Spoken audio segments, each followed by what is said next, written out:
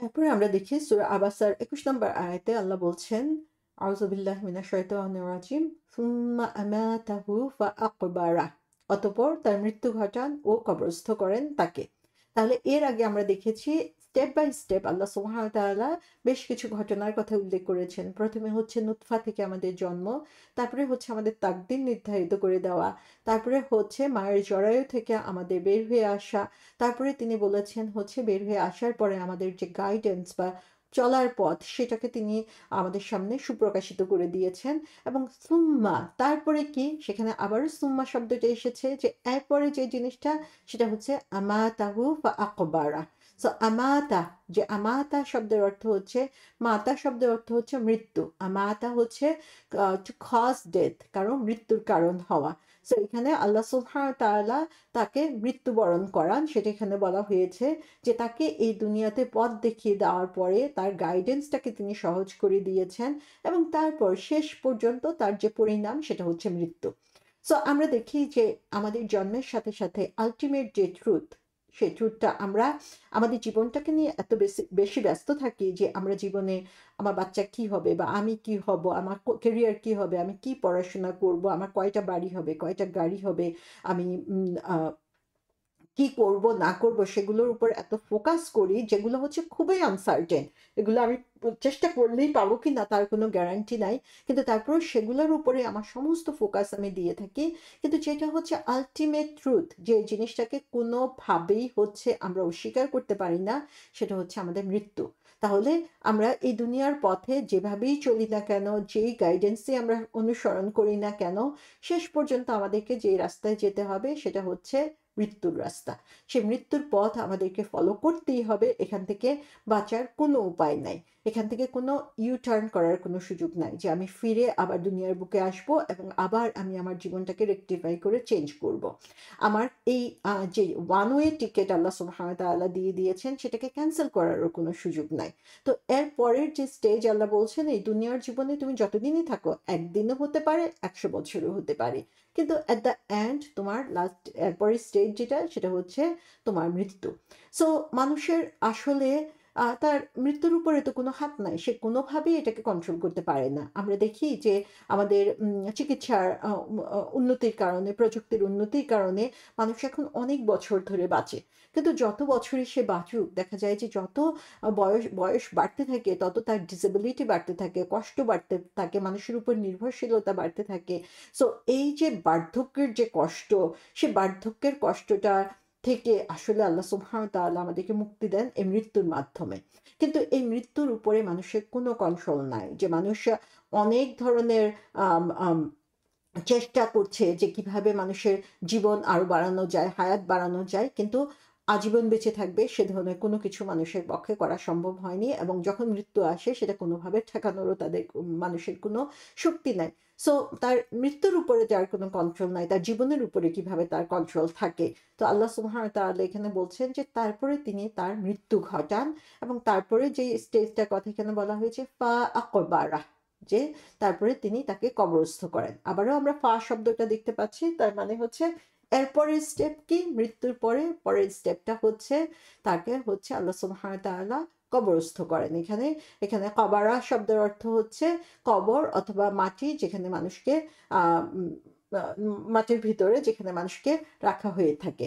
So কবর শব্দের Arabic অর্থ যেটা সেটা হচ্ছে আম মাটির ভিতরে প্রবেশ করানো। এটা যদি ক্রিমেটেড হয়, তার অ্যাশ যদি তার ছাইগুলো যদি ছড়িয়ে দেওয়া হয় অথবা তাকে কবরস্থ করা হয় অথবা সে পানিতে ডুবে মারা যায়, যে কোনোভাবেই হোক না কেন আল্টিমেট প্লেস যেটা সেটা হচ্ছে যে মাটির মধ্যে সে মিশে যায়। সো মানুষ এখানে আমরা দেখি যে খুবই নিকৃষ্ট একটা জিনিস থেকে তার সৃষ্টি হলো নুতফা। তারপরে হচ্ছে আল্লাহ সুবহানাহু ওয়া তাআলা তাকে সারা জীবনের জন্য চলার জন্য একটা পথ ঠিক করে দিলেন এবং তার আল্টিমেট যেটা শেষ হলো মৃত্যুর মাধ্যমে, এবং তারপরে সে কোথায় যাচ্ছে, সে হচ্ছে কবরে চলে যাচ্ছে। সো যে যে অবস্থায় মৃত্যুবরণ করুক না কেন তার শেষ অবস্থানটা হচ্ছে কবর এবং সেখানে সেটা হচ্ছে তার পরবর্তী স্টেজ। সো এখানে আমরা দেখি যে শুধুমাত্র জন্ম না, বা পৃথিবীতে সে কিভাবে থাকবে সেটাও না, বরং মৃত্যুটাও হচ্ছে আল্লাহ সুবহানাহু ওয়া তাআলা নির্ধারিত করে দেওয়া, এবং এই ব্যাপারে মানুষ নিজে হচ্ছে অনেক হেল্পলেস। সো জন্মটা যেমন সে নিজের পছন্দের মধ্যে নিতে পারে, পছন্দ মতো অবস্থানে করতে পারে না, মৃত্যুটাও সে পছন্দ মতো অবস্থানে করতে পারে না। ইভেন একটা মোমেন্টের জন্য মৃত্যুকে সে পিছাতেও পারে না। সো যখন তার অ্যাপয়েন্টেড টাইম নির্ধারিত করা হয়েছে, যেই স্থানে নির্ধারিত করা হয়েছে এবং যেই পরিস্থিতিতে তার মৃত্যু হওয়ার কথা, ঠিক সেভাবেই তার মৃত্যু ঘটবে এবং তারপরে তার অবস্থান হবে মাটিতে। সো এই অবস্থা হচ্ছে মানুষের, যে কোনো কিছুতেই তার নিজের আসলে কোনো কন্ট্রোল নাই। সেই মানুষই যখন অহংকারী হয় এবং নিজেই বলে যে আমার ভাগ্য আমি নির্ধারণ করব, তখন তার চেয়ে হাস্যকর বিষয় আসলে আর কিছু হতে পারে না। এবং তারপরে বলা হয়েছে 22 নম্বর আয়াতে, সুম্মা ইযা শাআ আনশারা, এরপর যখন ইচ্ছা করবেন তখন তাকে পুনরুজ্জীবিত করবেন।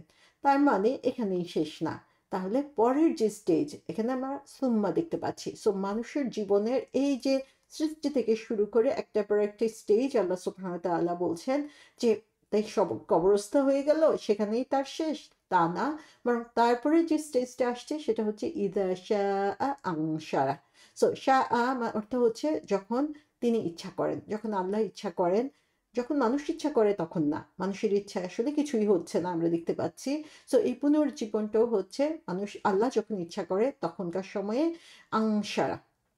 সো আনসারা শব্দটা এসেছে নাসারা থেকে। নাসারা শব্দের অর্থ হচ্ছে ছড়িয়ে দেওয়া। সো এখানে আল্লাহ সুবহানাহু ওয়া তাআলা পুনরুজ্জীবন বলতে যে তাকে আবার ছড়িয়ে ছিটিয়ে আবার তাকে উঠিয়ে আনবেন, সেটা এখানে বোঝানো হয়েছে। সো এখানে আমরা দেখি যে পুনরুজ্জীবনের জন্য কোরআনে ৩ ধরনের শব্দ ব্যবহার করা হয়েছে। একটা হচ্ছে আহিয়া। আহিয়া শব্দ হচ্ছে মৃত্যু থেকে জীবন দান করা। যেমন ঘুম থেকে আমাদেরকে জীবন দান করছেন, তেমনিভাবে হচ্ছে মৃত্যু থেকে জীবন দান করা, এটাকে আহিয়া বলা হচ্ছে। বা আসা, সেটা অর্থ হচ্ছে কোনো জিনিসকে উঠিয়ে আনা এবং তারপরে সামনে নিয়ে যাওয়া। সো আমরা এটা বুঝি যে যখন হাসরের ময়দানে আমাদেরকে উঠানো হবে, পুনরুজ্জীবিত করা হবে, তখন নির্ধারিত স্থানে আবার আমাদেরকে আমাদের বিচারের জন্য নিয়ে যাওয়া হবে। এটা হচ্ছে বাআসা। আর নাসারা সেটা হচ্ছে যে যখন আমাদেরকে একত্র করা হবে এবং আমরা আল্লাহর দরবারে হচ্ছে বিচ্ছিন্ন অবস্থায় যেয়ে হাজির হব। সো এখানে আমরা দেখি যে এই সুম্মা ইদা শাহ, সুম্মা হচ্ছে অল্প কিছু সময় পরে। সো এটা এমন না যে কবরস্থ হয়ে অনেক দিন থাকবে, বরং আমরা যদি আখিরাতের কথা চিন্তা করি, সে তুলনায় আমাদের দুনিয়ার জীবনটা খুবই ক্ষুদ্র, কবরের জীবনটাও অনেক ক্ষুদ্র, আখিরাত হচ্ছে চিরন্তন। সো সে তুলনায় আল্লাহ বলছেন যে সুম্মা, আর কিছু পরেই তোমরা দেখবে তোমাদেরকে আবার কুইকলি পুনর্জীবিত করা হচ্ছে। সো এখানে আমরা দেখি যে দুনিয়াতে যেমন স্টেপ বাই স্টেপ একটি স্টেজের পর একটি স্টেজ আমরা পার হয়েছি, এখানে এই জিনিসটা এত দ্রুত ঘটে যাবে, এখানে আমাদের কোনো স্টেজের মধ্যে দিয়ে যাওয়া লাগবে না, বরং আমরা যেখানে আমাদের শেষ হয়েছিল সেখান থেকে আল্লাহ সুবহানাহু ওয়া তাআলা আবার আমাদেরকে তুলে আনছেন। সো এখানে আমরা দেখি যে আম আল্লাহ সুবহানাহু ওয়া তাআলা যখন ইচ্ছা করেন তখনই আবার পুনরুজ্জীবিত করবেন, এবং সেই পুনরুজ্জীবনের শিক্ষাটা আল্লাহ সুবহানাহু ওয়া তাআলা আমাদের মধ্যে নিয়ে আসছেন। আমাদের এই রিজারেকশনটা হচ্ছে উইদাউট এনি প্রসেস, ইমিডিয়েটলি সম্পন্ন হবে এবং আল্লাহ সুবহানাহু ওয়া তাআলা আমাদেরকে তার সামনে হাজির করবেন, সেই কথাটাই আল্লাহ সুবহানাহু ওয়া তাআলা এখানে আবার আমাদেরকে স্মরণ করিয়ে দিচ্ছেন। সূরা লোকমানের ৩২ নম্বর আয়াতে আল্লাহ সুবহানাহু ওয়া তাআলা বলেছেন যে যখন তাদেরকে মেঘমালা সদৃশ তরঙ্গ আচ্ছাদিত করে নেয়, তখন তারা খাঁটি মনে আল্লাহকে ডাকতে থাকে। অতঃপর তিনি যখন তাদেরকে স্থলভাগের দিকে উদ্ধার করে আনেন, তখন তাদের কেউ কেউ সরল পথে চলে।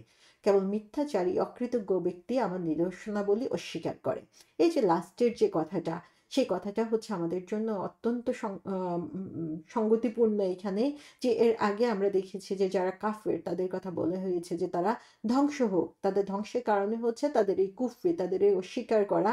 এবং এখানে আল্লাহ সুবহানাহু ওয়া তাআলা বলছেন যে যারা আমার নিদর্শনগুলোকে অস্বীকার করে, তারাই কেবল অস্বীকার করে যারা হচ্ছে এই কাফের, যারা হচ্ছে মিথ্যাচারী এবং অকৃতজ্ঞ। এবং এখান থেকে আমরা দেখি যে তাদের এই যে মানুষ রিফিউজ করে বা অস্বীকার করছে, সে অস্বীকার করাটা আসলেই হচ্ছে খুবই হাস্যকর এবং কোনো ধরনের যুক্তিতর্কের মধ্যে এটা পড়ে না যে তারা যে কারণে এই অস্বীকারগুলো করছে, যে তাদের সামনে আল্লাহ সুবহানাহু ওয়া তাআলা তাদের জন্ম থেকে শুরু করে প্রত্যেকটা স্টেজে আল্লাহ সুবহানাহু ওয়া তাআলা তাদের জন্য নিদর্শন রেখে দিয়েছেন, কিন্তু তারপরেও তারা বিশ্বাস করছে না। সো এটা তাদের আসলে অজ্ঞতা এবং মূর্খতারই পরিচয়। সো তাদের আসলে কোনো শক্তি নাই, যে যখন তাদের সৃষ্টিকর্তা তাদেরকে আবার রিজারেক্ট করবে, উঠিয়ে আনবে, তাদের মৃত্যুর পর আবার পুনরুজ্জীবিত করবে, সেটাকে ঠেকানোর তো তাদের কোনো শক্তি নাই। যখন তাকে প্রথম সৃষ্টি করা হয়েছিল তখনও তার সাথে কনসাল্ট করা হয় নাই যে হ্যাঁ তুমি কি চাও, তুমি কখন জন্মগ্রহণ করবে, বরং তার সৃষ্টিকর্তা যখন চেয়েছে তখনই তাকে আহ, আহ, সৃষ্টি করা হয়েছে। তাকে জিজ্ঞাসা করা হয় নাই যে তুমি সৃষ্টি হতে চাও কি চাও না। যখন সে যদি রিফিউজ করতো তাহলেও হচ্ছে আল্লাহ সুবহানাহু ওয়া তাআলা তার প্ল্যান মতো তাকে সৃষ্টি করতো।